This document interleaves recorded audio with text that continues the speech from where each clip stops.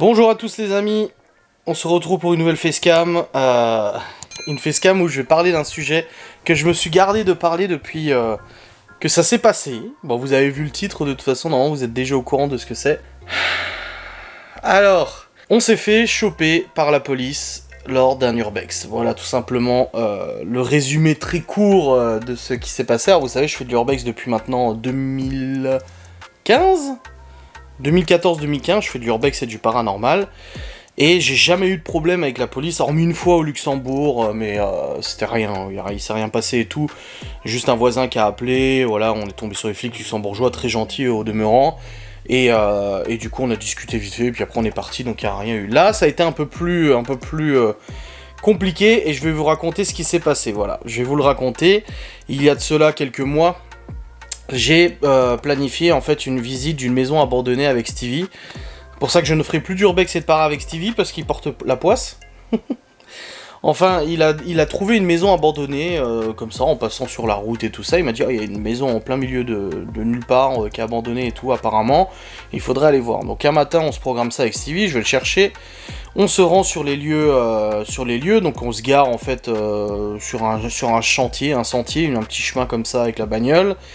Et on doit se rendre dans la maison, mais à pied, parce que la maison, en fait, elle est au milieu d'un champ. Voilà. Il n'y a aucun accès pour y aller, à part marcher dans un champ. Donc, on y va. On va voir la maison abandonnée, on fait le tour, machin et tout ça. On regarde un peu ce qu'il y a, on regarde un peu ce qu'il y a au niveau accès et tout ça. On voit que il y a quand même eu déjà de la visite, parce que par la fenêtre, on voit justement qu'il y a eu du grabuge et tout, mais... à part du bordel, il n'y a pas grand chose quoi dans cette maison. Il n'y a vraiment pas de trucs de ouf à photographier ou autre, mais on est quand même intrigué et tout. Et là on voit qu'en fait la grange, donc la maison elle est attenante à une grange. La grange est grande ouverte, il n'y a pas de porte, il n'y a plus de porte, la grange, c'est comme oui, une grange quoi qui est ouverte. Et là du coup on rentre par la grange et tout ça, et on découvre qu'en fait il y a une voiture abandonnée, donc une vieille voiture, désossée et tout ça abandonnée. On voit qu'il y a des machines agricoles, des trucs comme ça, mais vraiment, mais c'est très vieux, c'est abandonné c'est sûr, et c'est très vieux et tout. Il y a de l'huile qui traîne par terre, des trucs, de la vieille huile pourrie, machin et tout. On voit qu'il y a des tags d'urbexeurs, donc il y a déjà des urbexeurs qui sont passés par là et tout ça, donc on se dit c'est bon, la maison est bel et bien abandonnée. Là vous attendez la suite de l'histoire. Bref, du coup on visite cette grange et tout ça, et on voit qu'en fait à l'étage de la grange, il y a d'autres voitures abandonnées. C'est toujours très intéressant de voir ça, donc on monte, et on monte sur il y a des trucs de bois en fait qui permettaient de monter à l'étage. On monte et on voit les voitures abandonnées, donc elles sont fermées, mais bon, c'est des voitures, les pneus ils sont crevés, on voit qu'elles sont entreposées là depuis des dizaines d'années et tout ça, c'est vraiment abandonné depuis très très très longtemps. Et on fait 2-3 photos et tout, et puis après on redescend. On est toujours dans la grange, et là on se rend compte qu'en fait la porte qui donne à la maison, entre la maison et la grange, elle est entrouverte. Donc en fait il n'y avait pas de fermeture, rien du tout. Du coup, on jette un œil, on fait juste comme ça, on regarde, on voit que la maison, elle est abandonnée, mais il y a rien, tu vois, à prendre de photos et tout. Je dis à Stevie, c'est bon, de toute façon, on laisse tomber, une enquête là-dedans, ça sert à rien, j'ai même pas filmé, parce que même pour l'urbex, enfin, c'était pas foufouillou, quoi, à part des voitures abandonnées, c'était pas foufouillou. Donc, je savais pas trop si une enquête était possible ou quoi que ce soit, ni même l'intérêt, vu la taille de la maison assez petit, et puis la grange qui était juste un bordel amassé. On décide il y avait un pneu de tracteur, on décide de bloquer la porte avec un pneu de tracteur pour que personne, du coup, s'amuse à rentrer ou quoi que ce soit, parce qu'on sait qu'il y a des gens qui ne sont pas comme nous et qui sont là pour dégrader, foutre le feu ou quoi que ce soit, ce qui n'est absolument pas notre cas. Et là, en fait, en partant, il y a Stevie qui me dit « Attends, il y avait des gamelles, en fait, des gamelles de l'armée ou je sais pas quoi qui traînaient. » Il m'a dit « Attends, je le prends avec moi parce que j'aimerais en faire une photo au soleil. » Parce que là, la grange était quand même assez sombre, et il voulait faire une photo des gamelles au soleil. Donc on sort de la maison, moi je dis à Stevie, je dis non, je dis fais la photo là, je dis moi tu ne prends rien, tu ne bouges rien et tout ça, moi j'aime pas quand je suis dans des lieux abandonnés, bouger des objets ou quoi que ce soit. Alors déjà prendre des objets c'est non, c'est niette, ça fait pas partie de mes principes, et bouger des objets et tout ça, je suis pas fan non plus parce qu'il y a de l'histoire etc. Et je suis pas super emballé. Bref, Stevie prend quand même les trucs, les gamelles et tout ça pour en faire des photos. On sort de la maison, on marche un peu dans le champ du coup pour faire la photo et tout. Il avait trouvé un petit spot où faire une jolie photo. Et là on voit une voiture arriver en fait au loin sur le chemin. Donc notre voiture était garée un peu à l'écart et lui il arrivait de l'autre bout du sentier. On voit une voiture arriver en trombe et tout ça, et je dis à Stevie, bah ça y est, on s'est fait gauler, ça doit être le propriétaire ou quelque chose comme ça. Et du coup, là, on voit le mec sortir de la voiture, et nous, on s'amuse pas à fuir, à courir ou quoi que ce soit, on assume nos responsabilités, on assume ce qu'on fait, etc. C'est du urbex, c'est pas forcément légal, enfin, ça l'est même pas du tout. Et du coup, on se dirige vers le mec. Et là, je vois que le mec commence à marcher un peu tendu vers nous et tout. Et il arrive vers nous et il dit qu'est-ce que vous faites là? Vous avez rien à foutre là! Vous avez rien à foutre là! Et je dis écoutez monsieur, je suis d'accord avec vous.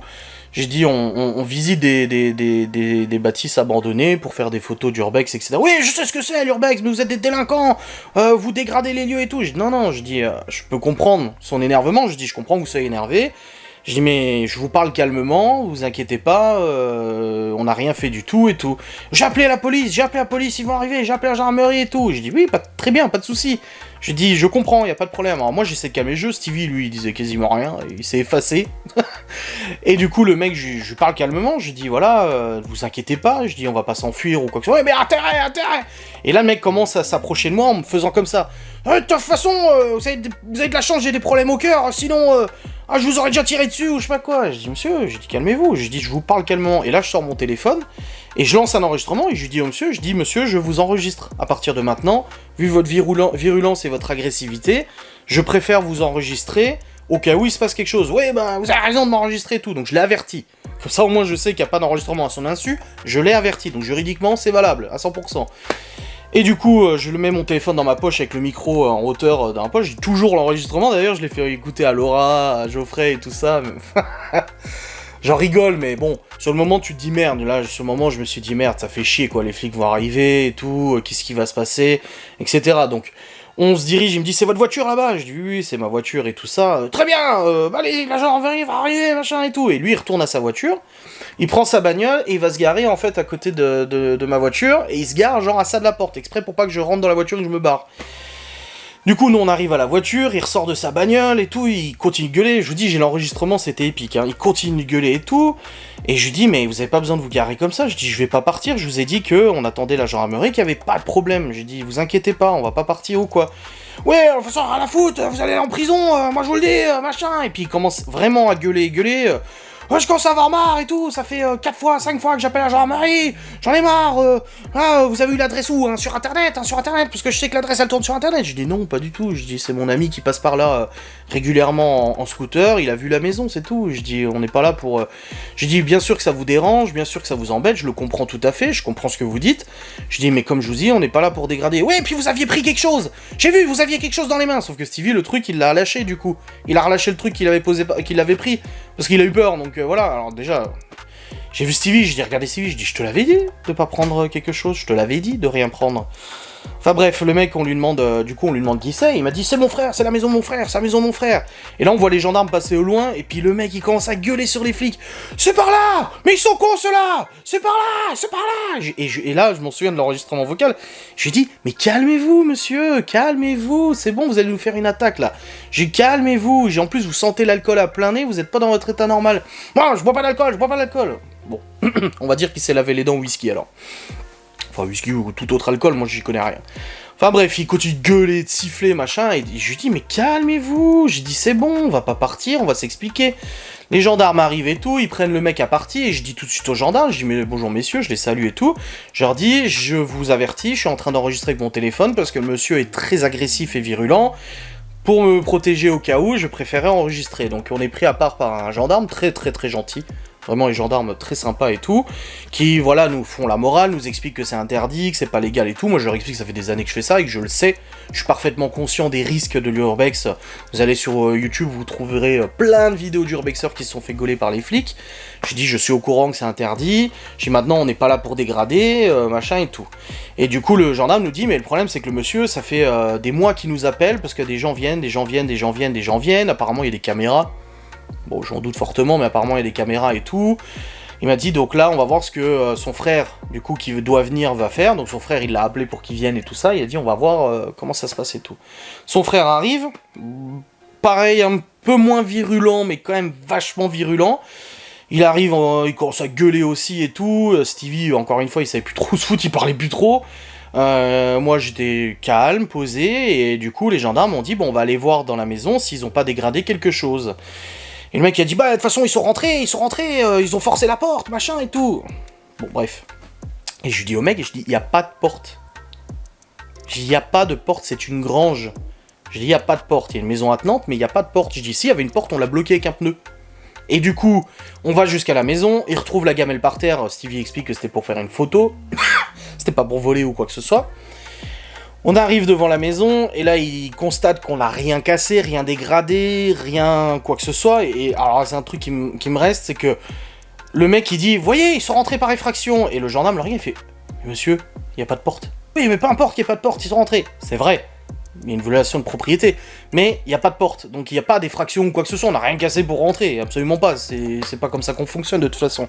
Et après on montre qu'on a bien bloqué une porte avec un pneu et tout ça, donc les flics font la constatation, ils regardent, ils comprennent, oui en effet il n'y a pas de dégradation quoi que ce soit, et du coup là ils demandent au propriétaire, donc le frère de l'autre, est-ce que vous voulez porter plainte, et lui il savait pas trop, il disait bah je sais pas, oui moi j'en ai marre, machin et tout ça. Donc les gendarmes nous ont dit écoutez on va aller au poste de gendarmerie, vous allez nous suivre, donc ils nous ont laissé reprendre la voiture, ils disent vous nous suivez jusqu'au poste, le propriétaire va nous suivre aussi. On est allé à la gendarmerie et tout, on arrive là-bas, il n'y a pas de garde à vue, rien du tout, mais du coup ils font quand même une audition du propriétaire, une audition de Stevie de son côté, une audition de mon côté. Donc moi j'explique que je fais ça depuis des années, qu'on n'est pas rentré par effraction, que je connais les risques bien évidemment, etc. etc. Donc la routine normale et tout. Donc ils font le nécessaire, ils tapent sur le clavier, machin et tout. Et je ressors en premier de la gendarmerie parce qu'ils ont fini mon audition, je ressors, j'attends dehors et tout. Il restait encore Stevie le propriétaire.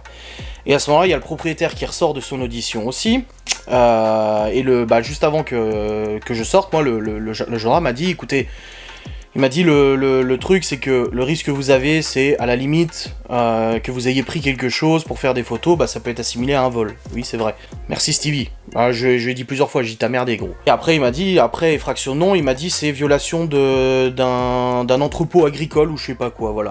Il m'a dit mais pour cela il faut encore que le propriétaire porte plainte et qu'il y ait vraiment une enquête et machin et tout ça, voilà. Du coup, je ressors, et là, il y a le propriétaire qui sort de la gendarmerie, et il passe à côté de moi, et je lui dis, écoutez, monsieur, je suis vraiment désolé de vous avoir dérangé, je suis désolé pour le dérangement ce matin, pour la peur que vous avez pu avoir, je dis, écoutez, en tout cas, je suis sincère avec vous, ce lieu, on l'a pas eu sur Internet, mais si vous avez la certitude que sur Internet, ce lieu, il tourne ou quoi que ce soit, si vous avez des objets précieux de valeur ou autre, je vous recommande déjà de les enlever, parce qu'il y a des gens qui sont pas comme nous, et qui sont vraiment peu scrupuleux ou quoi que ce soit, je dis, et moi, je vous donne un conseil, je dis, ça vaut ce que ça vaut, mais mettez un panneau marqué sous vidéosurveillance. Un panneau tout neuf, sous vidéosurveillance, je vous le dis, nous en tout cas, avec nos principes, ça nous freine, ça nous arrête, parce qu'on se dit, ok, il y a un panneau tout neuf vidéosurveillance, on va pas prendre le risque ou quoi que ce soit, tu vois. Et je lui ai expliqué, donc moi je vous recommande, il me dit, oui, mais j'aurais beau faire ça, les gens viendront quand même. Je dis, honnêtement, je pense que ça peut en arrêter plus d'un, de marquer sous vidéosurveillance. Je dis, moi en tout cas, dans tous les cas, je suis vraiment désolé, et au nom de mon ami, je vous présente mes excuses pour le dérangement et tout ça.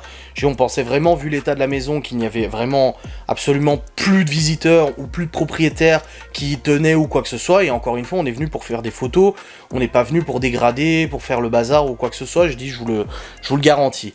Le gars du coup s'est vraiment vite calmé, encore une fois c'est pour ça que je dis toujours, il faut toujours calmer le jeu, moi j'aime pas les conflits déjà, et il faut essayer de calmer le jeu, donc je parlais calmement et tout ça. Finalement il m'a dit je verrai pour la plainte et tout ça, il m'a dit je vais retourner dans la maison voir si vous avez pas cassé quelque chose ou quoi que ce soit, je vais refaire un tour, mais j'en ai marre et tout. Je dis je comprends parfaitement monsieur, je comprends parfaitement et je suis en tort dans l'histoire et c'est pour ça que je m'en excuse. Et je dis maintenant si vous estimez que vous avez été dégradé ou quoi que ce soit, on en parle entre nous, on peut s'arranger, je dis y a pas de souci.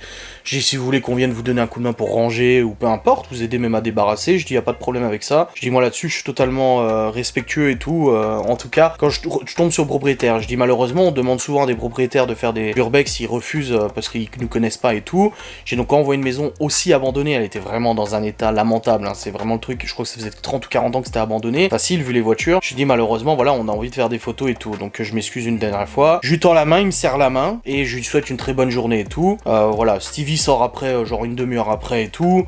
Tout le long de la voiture, t'es sûr qu'on va avoir pas de problème, t'es sûr qu'on va avoir de problème. Je dis écoute, de toute façon, même si on a des problèmes, on assumera nos responsabilités. Ça fait partie de l'urbex, on fait une pratique qui malheureusement peut conduire à ça, donc il faut assumer parfaitement. Donc depuis, j'ai pas eu de nouvelles. En plus, au moment où j'arrive à la gendarmerie avec les flics, je reçois un appel de la gendarmerie de chez moi qui m'appelle en fait parce que je devais signer un papier, une connerie qui a rien à voir avec tout ça. Vis-à-vis de mes plaintes et tout, je devais signer un papier, et j'ai le gendarme au téléphone. Monsieur Salinski, vous êtes pas encore venu signer le papier et tout. Je lui dis ah purée, je suis désolé, j'ai oublié. J'ai dit bah écoutez, là je suis avec vos collègues, je lui donne le nom de la commune, je lui dis je suis avec vos collègues, on a fait une vidéo urbex et on s'est fait arrêter. Il me dit bon bon courage, je dis merci, et puis après ils sont repassés à la maison pour faire signer le papier, et du coup il m'a dit alors ça s'est passé comment, je dis bon, on a été auditionné, mais je pense pas qu'il y aura de suite, il a bien vu qu'on n'était pas des bandits ou quoi que ce soit, il nous a dit qu'il y avait même des gens d'Allemagne qui venaient. Alors que franchement, honnêtement, des maisons comme ça, j'en ai fait des bien mieux que ça, je trouve que ça vaut pas le chemin depuis l'Allemagne pour la faire quoi. Enfin bref, voilà l'histoire du jour où on s'est fait arrêter avec Stevie en urbex. C'est la première fois en 7 ans que ça m'arrive, la première fois que ça m'arrive en 7 ans de tomber sur les flics et les propriétaires, et je trouve que c'est une petite leçon aussi, c'est que faut pas prendre pour acquis qu'une maison qui est vraiment délabrée, abandonnée, soit réellement abandonnée, enfin elle est réellement abandonnée mais n'ait pas de propriétaire ou quoi que ce soit, et ça me conforte dans l'idée que quand on fait de l'urbex, il faut être respectueux des lieux, respectueux des objets, respectueux des personnes qui ont pu y habiter ou quoi que ce soit. Voilà, moi je vois trop de lieux dans lesquels j'ai pu me rendre, qui étaient magnifiques, et je m'y suis rendu 1 an, 2 ans après, et tout est détruit, les fenêtres sont détruites, les objets volés, les objets détruits, et je trouve ça tellement dégueulasse en fait, pour le respect des lieux et des personnes qui ont pu y habiter et tout, voilà. Bref, j'espère que cette facecam confession vous aura plu, mais voilà, je suis enfin content de vous le dire, parce que ça faisait un moment que je voulais le faire, bah au moins c'est fait. Je vous fais des bisous, je vous dis à très vite, salut.